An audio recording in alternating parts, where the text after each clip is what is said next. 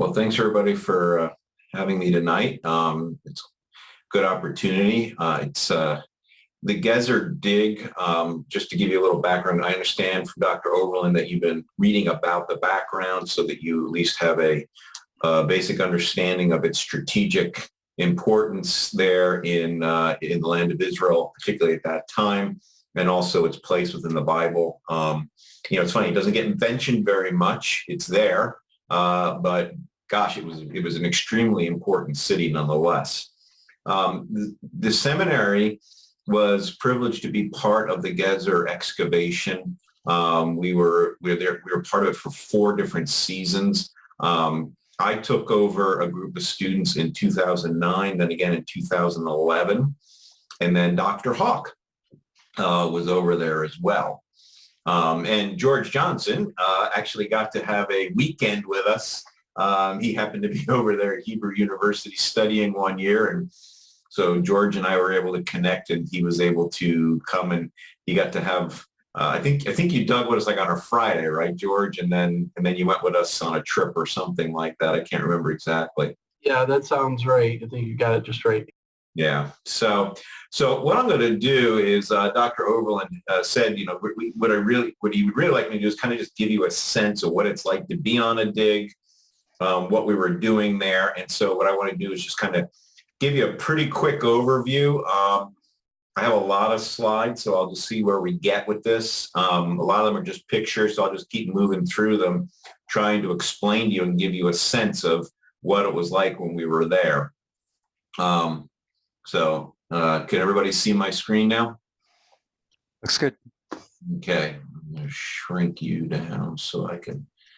All right, so let me just go back. Just a couple things. If you, in your readings for today, if you read at all about the 6-chamber gate, that is important to Gezer, Hatzor, and Megiddo, 3 cities which we are told Solomon fortified in the book of First Kings. This is what, of course, links all of these cities together for us. You're looking at that 6-chamber gate. There's one here, here. Each of those are chambers. And this is the entrance to Gezer, and you'll get a chance to see this over and over again. I just want you to notice one thing about this picture. Look how green and lush it is, because this picture was probably taken in February when it's the height of the rainy season. And you'll notice just how dry it really is when we're actually working there. It doesn't look this nice at all, to be quite frank. So we were a part of a consortium that was there to dig. You can see all the other schools that were there along with us. The dig was initially sponsored by Southwest Baptist Theological Seminary, Steve Ortiz. He's now at Lipscomb, and Sam Wolf was our Israeli counterpart from the Israel Antiquities Authority.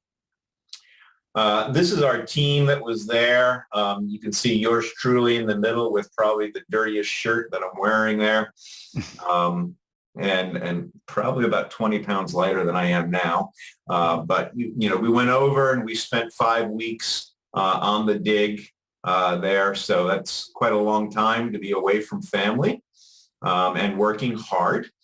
Steve Ortiz is the gentleman on the far right in the shorts. He was the archaeologist from the United States. And then to the far left in the red is Sam Wolf. He was our Israeli counterpart. And then in between there, all of those are ATS students that went over there. And we're actually sitting inside the 6-chamber gate that you're seeing there.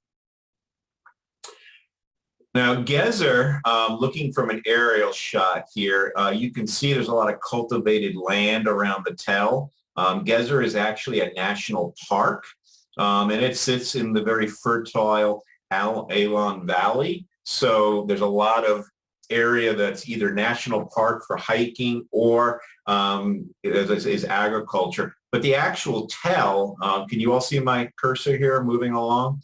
So this here is the actual tell, all right? And all those paths you see on there are just that. They're paths. They're hiking paths that take you across the tell when you are there at the park.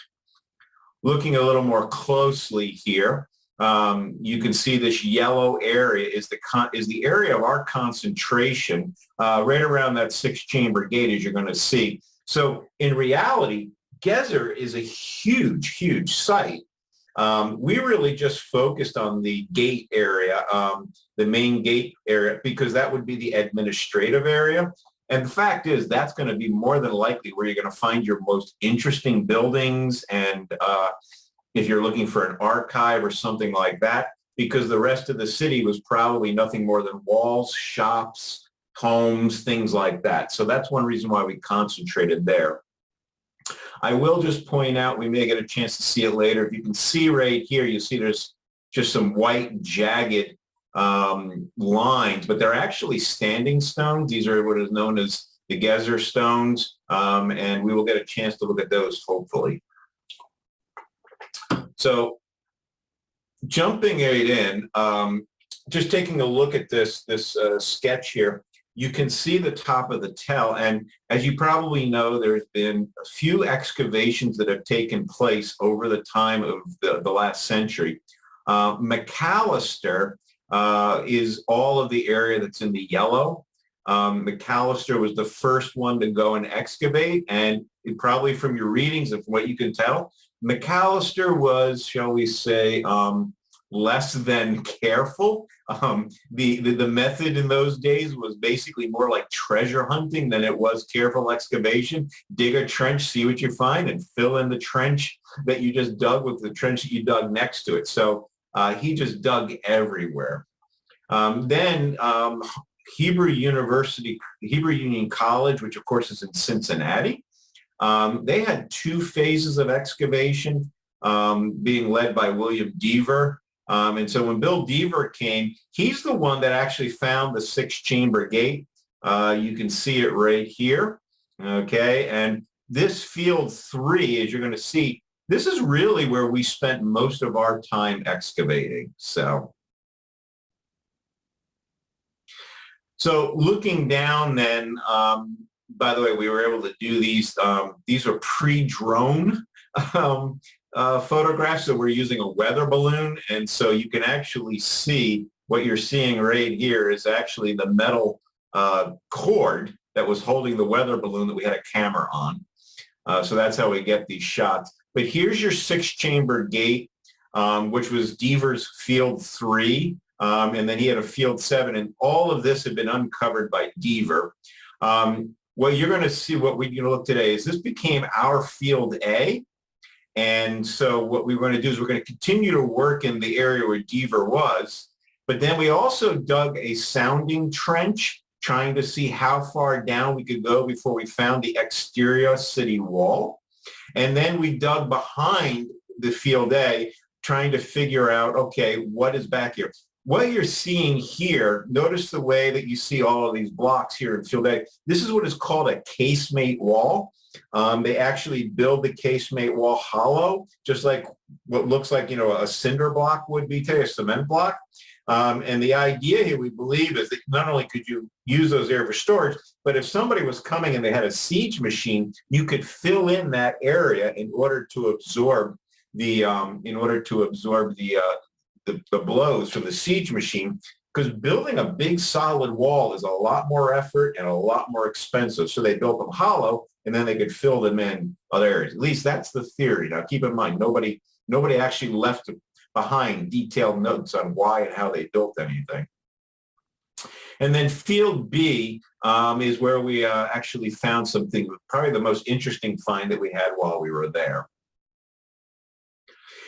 So this is actually looking at it from the other side. We were looking at it from this direction. Here's your 6-chamber gate again. And I want you to notice, this is field B, where you're going to see we're going to spend a lot of time. And here is our sounding ditch that we dug in order to look down and see how far out the city wall extended.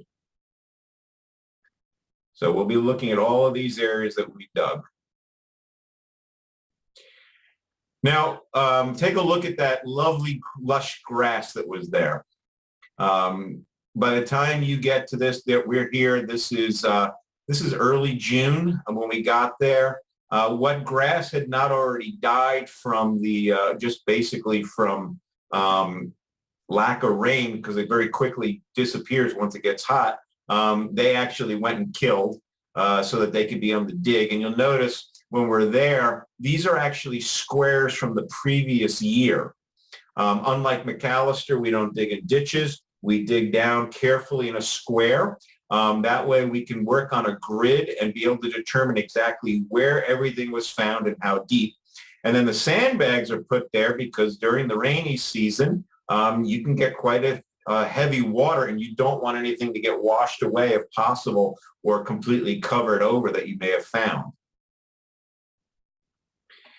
Now take a look in here. Yeah, we always work under these black, they're not really tarps, they're mesh, but Israeli law requires that when we work there because it's so hot.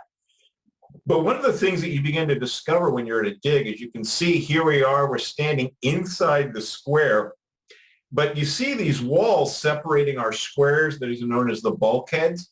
What we discover often is just Murphy's Law, is that you'll dig down into a square and you're like, well, okay, we may have found something, nothing interesting. All right, well, let's join these two squares together. And then lo and behold, the best stuff is hidden in the bulkhead. And that's exactly what we discovered here. As we were digging, you'll start seeing there is the remnants of a pillar here and the remnants of a pillar here. And we had also found one here, not inside the bulkhead. And so what we're trying to determine is, okay, what do we have here? And it begins looking like the pillars to a traditional Israelite four-room house. So here they are a little bit more closely. It's funny, we dug directly on each side of these in those two squares, not knowing they were in the middle till we actually took down the bulkhead wall. And then as you take them away, all right, as we continue to clear away the dirt, this is what we find, more of these pillars, okay? And then this is James Kent. James is an ATS graduate, graduated in 2009 before we went on the trip.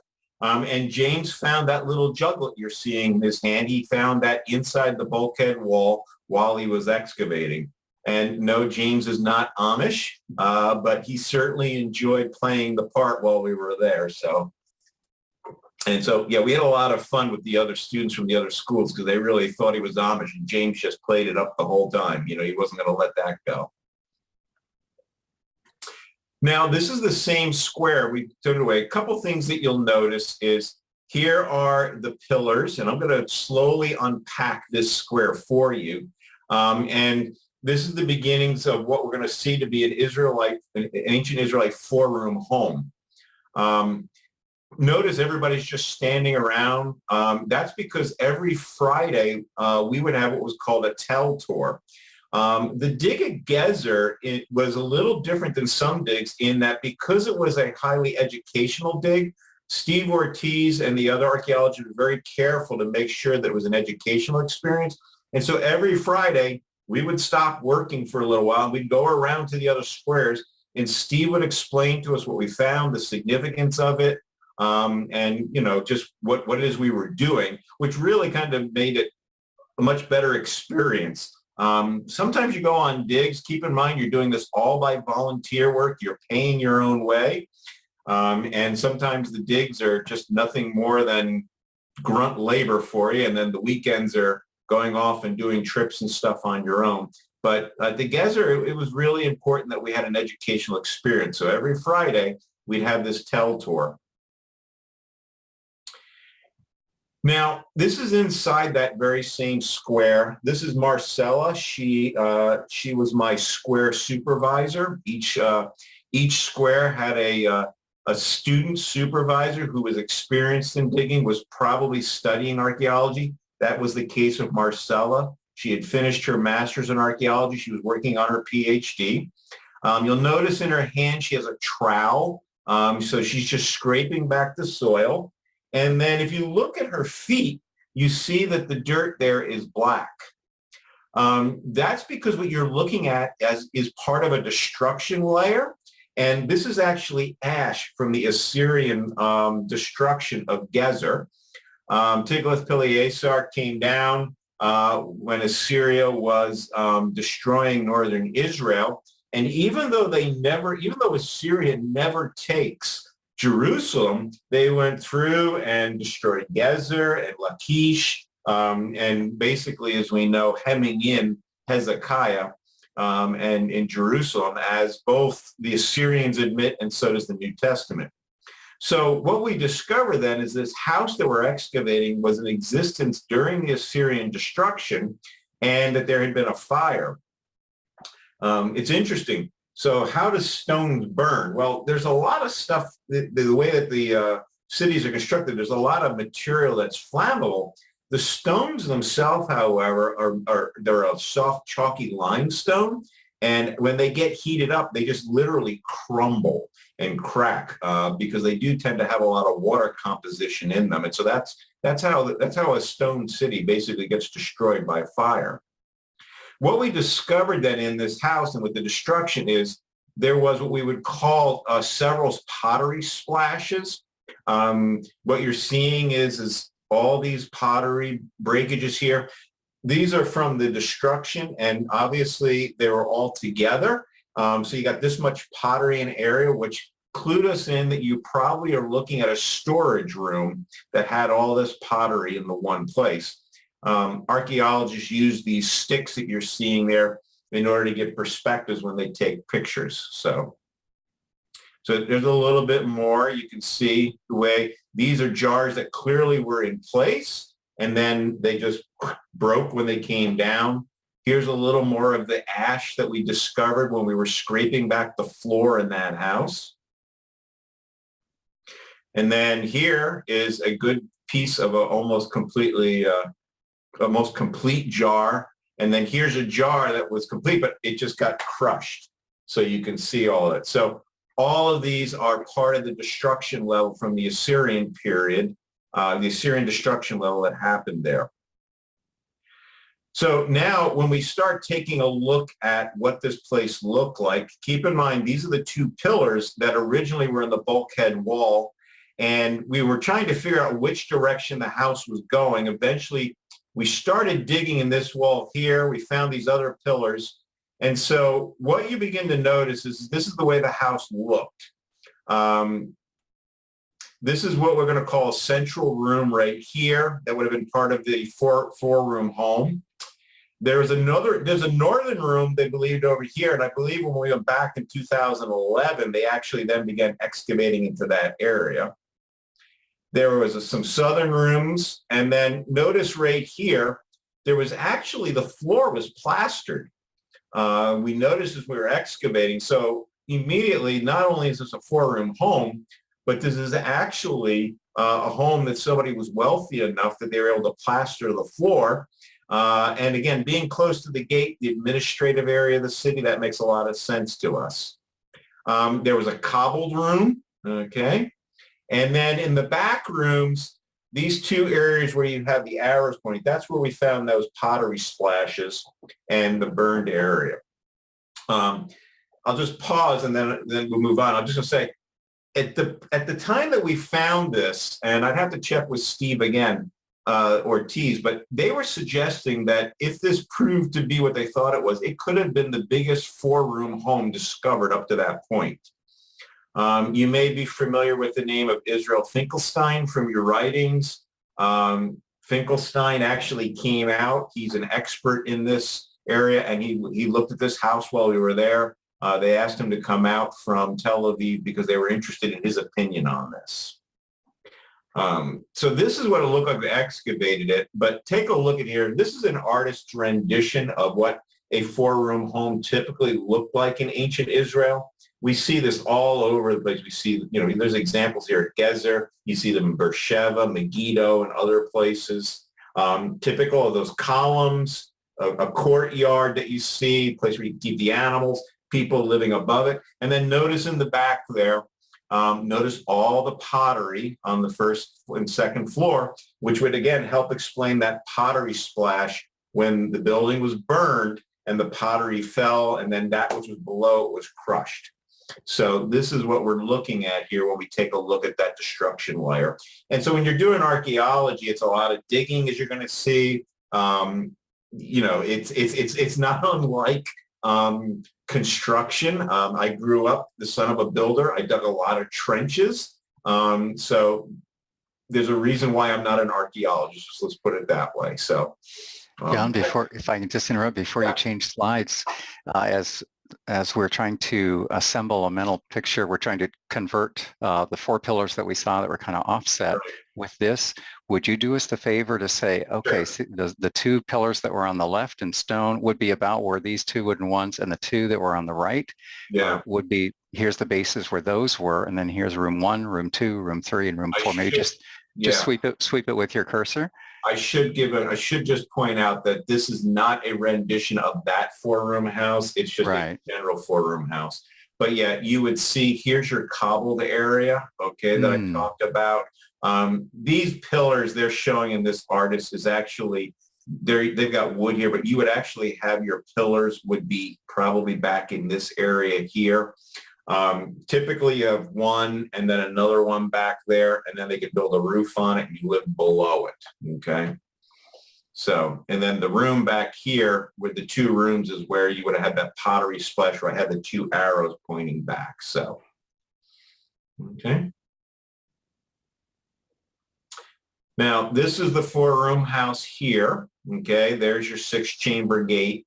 And then what we did then is we began digging here in this ditch, partly because even though you got the casemate wall here that we're looking at here from the Iron Age, there is actually another wall from the Bronze Age, which was further down.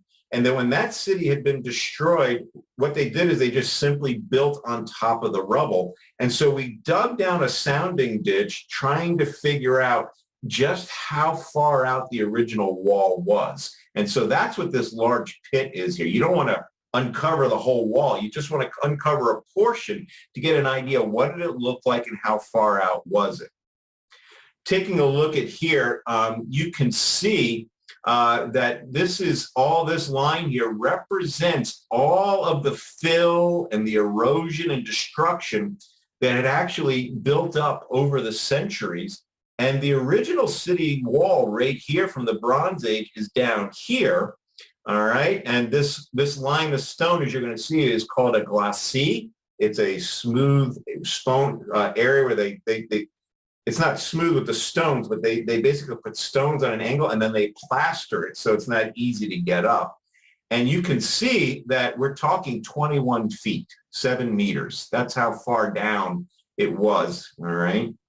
And so we began digging this ditch going out, all right? And we had started another one over here, but this is the one that was the most successful. And you're beginning to see here, you see all of these, you can look like see this rubble. This is actually the beginning of the sloping wall that was out there. And it was used for defensive purposes because it puts it out, it keeps people from bringing siege machines too close to the wall itself. And when they plaster it, of course, it makes it a little difficult for you to get traction trying to get up there. So it's a defensive wall.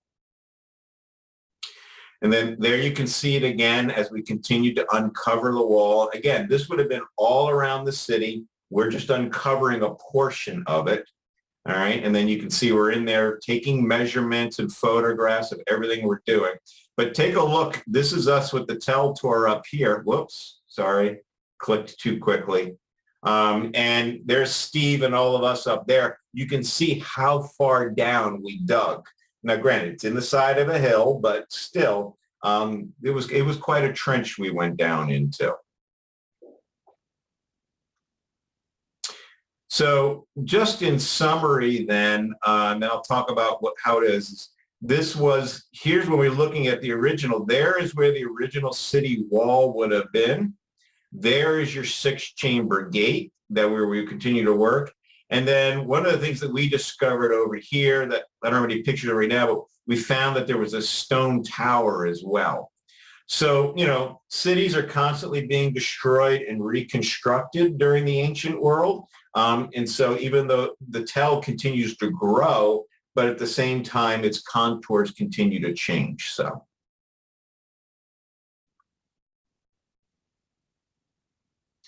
So again, taking a look there, and then All right, and then there's our aerial shot. Let me just go back. You can see what we have is the trench here, but then look how much more we joined everything together over that time.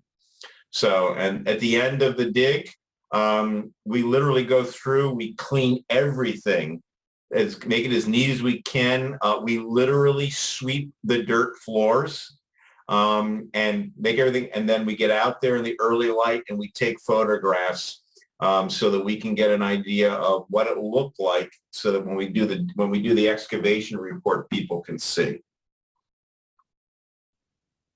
So, day in the life of a dig. So what's it like to be an archaeologist, right? Well, this is why I am glad I am not an archaeologist. I like visiting the sites after the dig is done and everybody has done things. I've done it now twice, and I'm good. Okay. After that, I'm happy to talk about it and read about it in Biblical Archaeology Review. And just so you know, archaeologists rarely get dirty on a dig. And I guess that's because they've done their time already. They're walking around telling all of us what to do. But a day in the life of a dig, first of all, it starts way too early. We would get up at 4 a.m. and we would gather outside of our dig house, and we would make peanut butter and jelly sandwiches that we would eat. And I would make a large pot of coffee in my French press in my room for my team. We would drink coffee, eat peanut butter and jelly sandwiches, and then wander on the buses by 4:30 so we could get out to the tell by around 5:15, depending upon, get up at 4. Maybe we got on the buses by 5. But it's so hot there, you pretty much want to start digging at first light because you're off the tell by noon. So then we get out, and this is us getting up there at first light, and everything is up on top of the tell. And so every night you have to take all your tools down and lock them up because you don't want people stealing them. And so in the morning, everything gets carried back up with you, all your tools, your water, anything that you want to do for the day. And the first thing you got to do is you got to reset up all your sun shields. That's what all these black tarps are. You're sitting there. Everything needs to be reset up. So you really spend the first hour of the day once you get there just getting set up so you can begin continuing what it was you were doing the day before. And keep in mind, it gets pretty hot pretty quickly here. So, and then here's the glories of working on a dig. Wheelbarrows, pickaxes, these interesting little things back here, these are called gufas. It's an Arabic name. You do not use buckets or pails on an excavation. You use a gufa. It's actually, they take old tires, cut the rubber off, they rivet them together, put handles on them. They're actually quite ingenious. They're very flexible. You can carry them. And basically, you spend a lot of days shifting dirt because you see how much we have to get down. We watch Discovery Channel. You're out there articulating with a toothbrush or a paintbrush. Yeah, I never got to do that. I spent a lot of my time with my crew doing exactly what you're seeing. I do have a little bit of bitterness over this, though, because my second trip in 2011, my wife came to visit for a week. She was there 1 week. I turned around one day, and there she is in a square articulating with a paintbrush. And I didn't ever get to do that. So, but she's better looking than me, so I guess that's why, but she got to do that. I didn't get to do it. It's a lot of dirty, hard work. There is, so they've got a, what looks like a little pickaxe. It's called a teria. That's called a patiche. Let me just go back. What this looks like a pickaxe here is actually like it's called a teria, and they're very specific tools. You don't just simply pick up dirt and shovel it in. You scrape it into the gufa with basically it's a hoe. Even take a look at this shovel. In order to prevent you from digging a hole, they take the handles off. If you're using that shovel, it's just only a little bit at a time, because even though you're there just to move soil, you've got to keep your eyes open because you never know what you might run across. All right. And we would find things. Sometimes people would just have a goof full of stuff and they'd find a scarab or some broken pottery. And then if you get a piece of broken pottery, you show it to somebody, you might have to put it in a bucket to be looked at later. And I'll explain that in a couple of minutes. And sometimes you stopped and everything you did was about sweeping. So this is Jared, former ATS student, and there he is with a broom sweeping the floor of the square. So, and Jared liked to complain a lot. So, and then sometimes it even got this ridiculous. Yes, a dustpan and broom. We are sweeping a dirt floor while we're there. But again, in order to not sweep away or cover over what it is you found, we had to get that particular at times of what we were doing. You can get a good idea what a goofa looks like right there. So. And so a lot of times people like James and that, you can see we just hauled a lot of dirt and yep, she thought he was such a nice looking young man. So by the way, James is a Church of the Brethren pastor in Pennsylvania now. Take a look at this picture. You can begin to see just how deep down we're going. You know, we're having to hand things up. We got ladders going in. And when it gets to a certain point this high, eventually then you got to take down the bulkhead wall for safety because we don't want any of that caving in on you while you're working in there.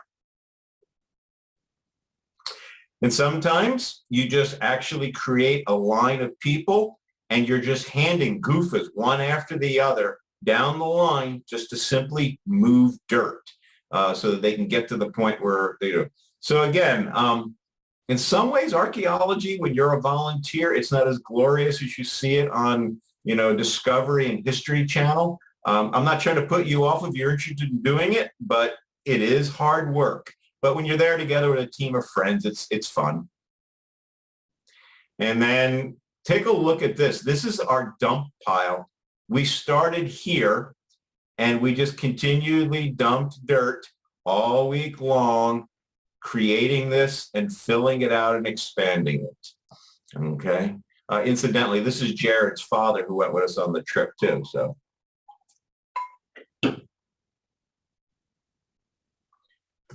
Now at the bottom of the tell is this shipping container. And this was basically our shed. This is where we would put all our tools at night. And then you'll notice that we got more black covering there. And that's because every day at 9 o'clock, we would have second breakfast. If you are familiar, of course, with the Hobbit movies, right? Lord of the Rings, second breakfast. Remember, we had peanut butter and jelly at 4 a.m. Well, at 9 o'clock, you come down and there would be a selection of deli meats, cereals, yogurts, cucumbers, variety of things. And that would be our second breakfast. Give everybody a break for the day. And then later on, at about 11 o'clock, 10, 11 o'clock, we would have another break and we would have a watermelon break.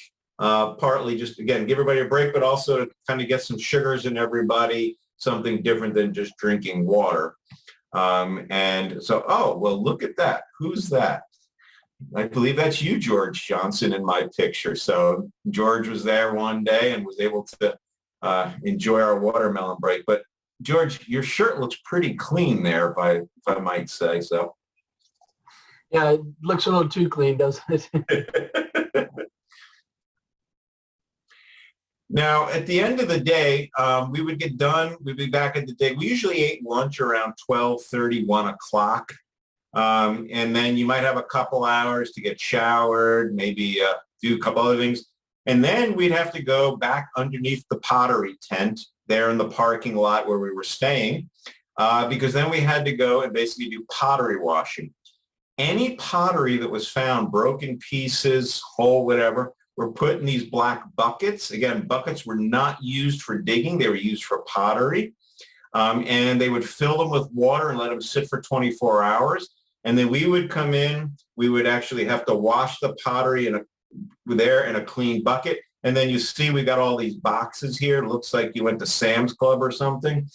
We would put the pottery in the box. A tag would be taken from the bucket. Every bucket was tagged, so we knew what square it came from, what layer it came from. And then once it was put in the box, they would be allowed to dry. And then the next day, a team of archaeologists would do what we call pottery reading. They would sit around a table, they'd bring a box, they would identify what square, what layer it came from, and they begin looking at the pottery. And they could do several things with this. First of all, as you probably know, Flanders Petrie developed the idea of using pottery to determine what layer you were at, how old it was. So based on what we know about pottery styles, they were able to determine what age we were, what level we were at years. The other thing that they were doing is they're looking for any possible inscriptions.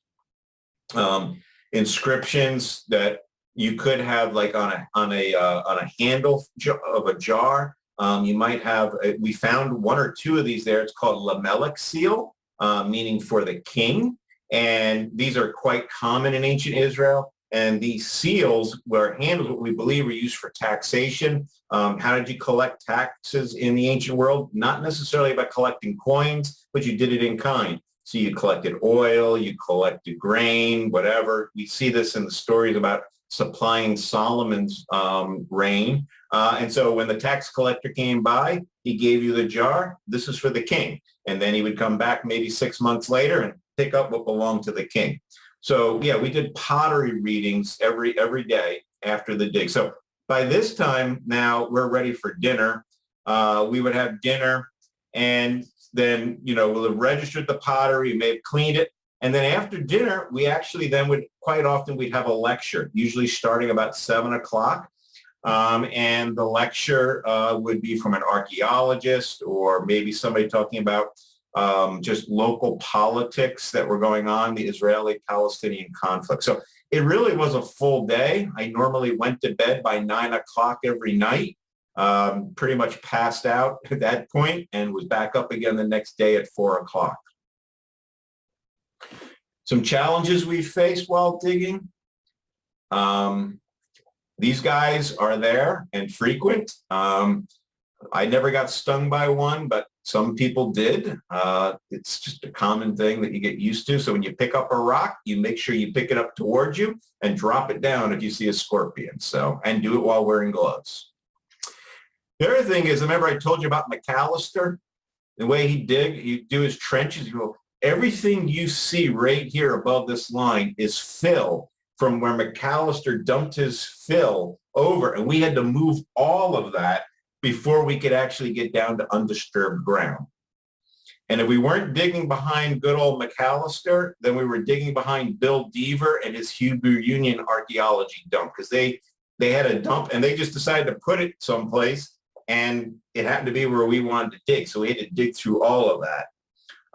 Deaver was also notorious for sitting up on the tell late at night, drinking beer and throwing his empty bottles in. So occasionally you would find that in there, so you knew Bill Deaver had been there. So it was a sign. What can I tell you? All right, and then my last thing is just some fun distractions you can do while we were there. Oh, there's George again. We were able to go and tour the standing stones and take a look around at the rest of the tell while we were there. Oh, did you ever get that contract, George? The other thing is we did is there, I've talked about Iron Age and Bronze. And the other thing is that there's a Hellenistic period in Gezer, and we actually discovered tombs. What you're looking at here is a stone that was against this tomb entrance. We actually got on here, 3 or 4 of us, pushed this up with our feet, and then wedged these stones in there to hold it back. We did that. And then, not me, because I wasn't that stupid, but some other people, particularly the archaeologists, because he felt like they actually climbed down inside of there. So I'm not that brave. I'll take risks. That one wasn't for me. However, this one was. This is a Hellenistic tomb. Again, when you see, Sunday school drawings of tombs. They're these big above ground, like you walk right in like you would a door. That's not really the case because tombs are built into the ground. Quite often you have to crawl down into them. They're built into the side of a hill. Right. Yes, I was there. Sorry, product placement. But so we went down inside, and then this is what you see. There's James Kent's hat. You can see that right there. These little areas here are actually where you would lay the corpse inside the tomb and to allow it to decompose. You can see here, there's a little niche here where an oil lamp would go. All right. I don't think that is modern, that soot. It's probably from local people who sometimes frequent tombs because it's a place to party where they're not going to catch you when you're a teenager. Some things just never change no matter where you go. But there we are, some of us in the tomb. So you can see it's not very tall, but notice the ceiling. This is all soft limestone. They literally started digging a hole in the ground, got in, and then they just simply created a room inside after they created a tunnel, doing this all by hand. And then this is us looking at the entrance to get back out. I will admit, when I was looking at this entrance, I was contemplating whether I had done something very foolish and be able to get back out of here. But we were able to get back out. So, and yes, no, I never did find my wallet. So we actually stayed in some very nice places. Nevi Shalom is a village of Israelis and Palestinians that are there trying to demonstrate that these two people can live in peace. It's actually what they call a holiday village. We would take it over for the 5 weeks we were there. Some archaeological digs, you have to go, it's a tent. We were lucky. We had comfortable rooms, showers, things like that. So I was quite happy about that. But it was a good place to live for 5 weeks. And then if you needed a distraction, there was the swimming pool. So that was quite nice to have. And then at the end of the dig, we actually had a nice kind of going away party that we had there. And so that was the end, and that's part of it. So there's our team again. Got to show them to you there, all of us that went to Israel. And then this is actually the entire crew that was there for that summer. So yeah, it was one of the biggest excavations going on that summer with all of those people. So, all right. So Paul, I fear I may have gone a little long, but I could take some questions. Oh, it's great. Thank you so much. Yeah, folks, perhaps you jotted down mentally or literally some questions. What would you like to learn from the expert from the field? Dr. Byron, I have a question, please. I do not understand the function of the 6-chamber gate. I mean, we read about it, we talk about it. I don't really get why it existed that way. Well, I don't know that we completely understand all of it, but keep in mind, anytime you have a gate, it represents a weakness in the wall. And so if you just simply have the way that we see gates made from Hollywood, it's just, 2 pillars with 1 set of doors. That's pretty easy to get into. If you have got a gate, and you'll notice these gates, I mean, they're basically fortresses in themselves. You're making it difficult for people to get in. They've got to fight their way into the gate because the gate is the weakest point of the city. So they would be able to barricade up inside there. The chambers themselves would be allowed to have troops with room to move and things like that. So that's the reason why. The more gates you have in a city wall, the more points of possible entry you have from enemy.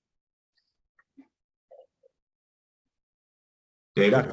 Dr. Byron, very good presentation. Thank you. Question on how do you go about organizing a trip? What are the politics, the logistics, meaning do you contact the Israeli government? Do you contact other schools that are over there, the archaeologists directly? I mean, how does one go about even organizing something like that? The best way to do it, David, is Biblical Archaeology Review. I think around January, maybe February, but you may even check out their website, the Biblical Archaeology Society. They will list every dig that is going to be happening in Israel that summer. Not just Israel, they'll cover ones in Jordan, Cyprus, and other places, but predominantly Israel and Jordan. They will tell you what schools are involved, who the archaeologists are, and how to contact them if they're taking volunteers. So because of another connection we had with somebody that was a pastor who was related to the seminary, that's how we got involved. So our arrangement was a little more special. We actually sponsored it at the time as a seminary. But if you just want to go on your own, there are lots of archaeologists out there. You're willing to pay your own way. if you want to drop $3 to $4 grand to go dig for somebody else for 5 weeks, they'll take you. So.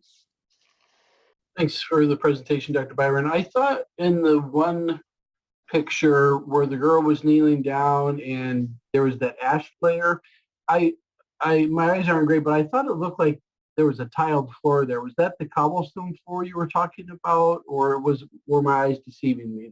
George, the cobblestone floor may have extended into that area.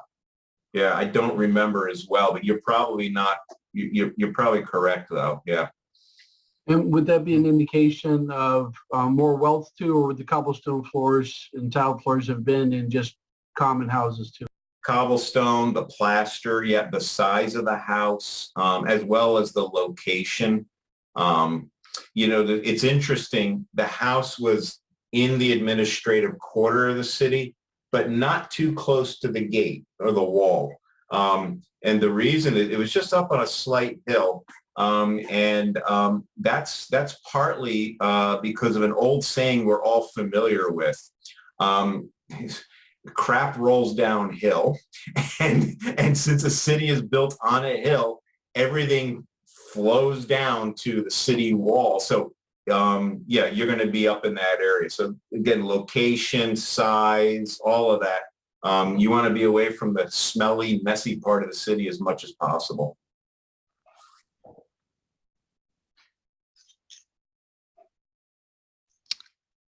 Great. Well, thank you so much. That was significant that you were able to point out, John, that destruction, that burn layer. That's something that we're noticing, isn't it, at the various sites that we're visiting through our study this term. And to me, it's fascinating when archaeologists can say there's this burn layer and okay, it's probably the Egyptians did this, maybe Seti the first did this. And then here's one, it's Tiglath-Pileser the third, and we know after he took care of this one, eventually he took out Samaria, the capital of northern Israel, and that's the end of northern Israel as far as a rulership. So to see a site, it just makes those accounts in scripture more electrifying. Mm-hmm. Yeah. Yeah, and I would say and when you see that too, it's easy for us to read, oh, they came, they fought, they destroyed this city. But, this was real destruction, loss of human life, loss of property. It's not just simply a narrative. So. Mm-hmm. Mm-hmm. Yes, we see the news feeds of what's happening in various cities of Ukraine these days. We see apartment buildings that just have a big rocket gash taken out of it. And we see the accounts of the translated accounts or interpreted accounts of widows from Ukraine saying, I don't know why this is happening to me. And just imagine those are the sentiments that were voiced on these sites in Gezer back in perhaps 732. Mm-hmm. That's when Hatzor, when TP3, as we used to call him, Tiglath-Pileser III, when he came knocking on Hatzor's door, I think it was around 732.